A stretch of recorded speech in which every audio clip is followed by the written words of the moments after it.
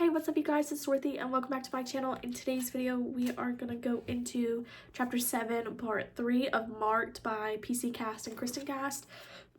So let's get right into this video. This video may contain sensitive topics of bad language. Excuse me, if you do not wish to continue, I suggest you click off the video now. You have been warned.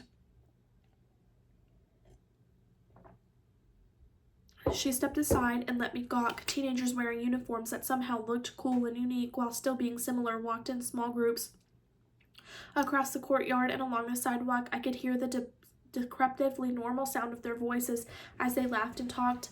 I kept staring from them to the school, not sure which to gawk at first. I chose the school. It was less intimidating of the two, and I was scared I'd see him. The place was like something out of a dream. It was the middle of night, and it should have been deeply dark, but there was a brilliant moon shining above the huge old oaks that shaded everything. Freestanding gaslights housed the tarnished copper fixtures following the sidewalk that ran parallel to the huge red brick and black rock building. It was 3 stories tall and had a weirdly high roof that pointed up and then flattened off the top. I could see the heavy drapes had been open and soft yellow lights made shadows dance up and down the rooms, giving the entire structure an alive and welcoming look. A round tower was attached to the front of the main building, furthering the illusion that the place was much more castle-like than school-like. I swear a moat would have looked more like it belonged there than a sidewalk ringed by the thick azalea bushes and a neat lawn. Across from the main building was a smaller one that looked older and church-like. Behind it was old oaks that shaded the schoolyard. I could see the shadow of the enormous stone wall that surrounded the entire school. In front of the church building was a marble statue of a woman who was wearing lawn-flowering robes. "Nix," I blurted. Nefret lifted one eyebrow in surprise. "Yes, Zoe, that is the statue of the goddess, and the building behind her is the temple." She motioned for me to walk with her down the sidewalk and gestured expansively at the impressive campus that stretched before us. What is known today as the House of Night was built in the Neo-French Norman style with stones imported from Europe. It originated in the mid-1920s as an Augustine monastery for the people of faith. Eventually, it was converted into Casca Hall, a private preparatory school for affluent human teenagers. When we decided that we must open a school of our own in the part of this country, we brought it from Casca Hall 5 years ago. I only recalled the days when it had been stuck-up private school. Actually, the only reason I'd ever thought about it at all was that I remembered hearing the news about the whole herd of kids who went to Casca Hall had been busted for drugs and how shocked the adults had been.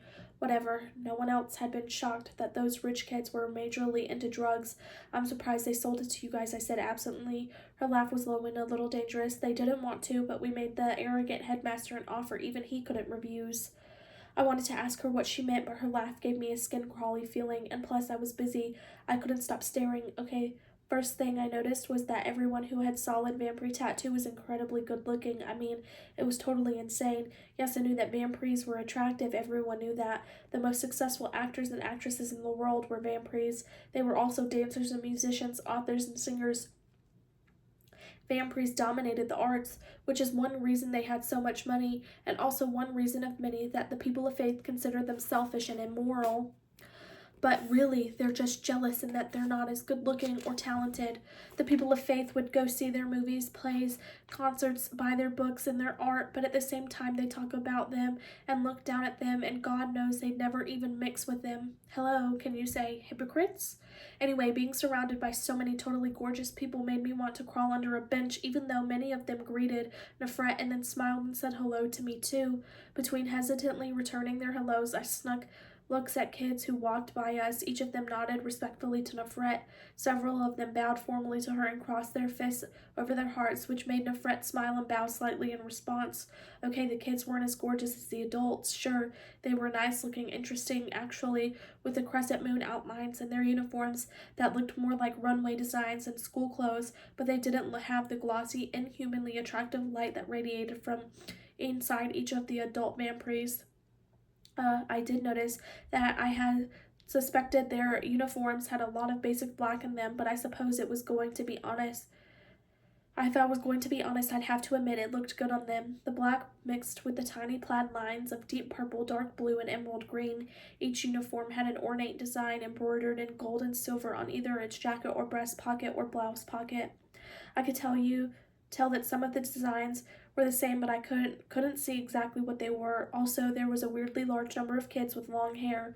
Seriously, the girls had long hair, the guys had long hair, the teachers had long hair. Even the cats that wandered across the sidewalk from time to time were long-haired balls of fur. Odd. Good thing I talked myself out of getting my hair cut in that short duck butt style Kayla had cut hers off in last week. I also noticed that the adults and the kids had one thing in common. Their eyes all lingered with obvious curiosity on my mark. Great.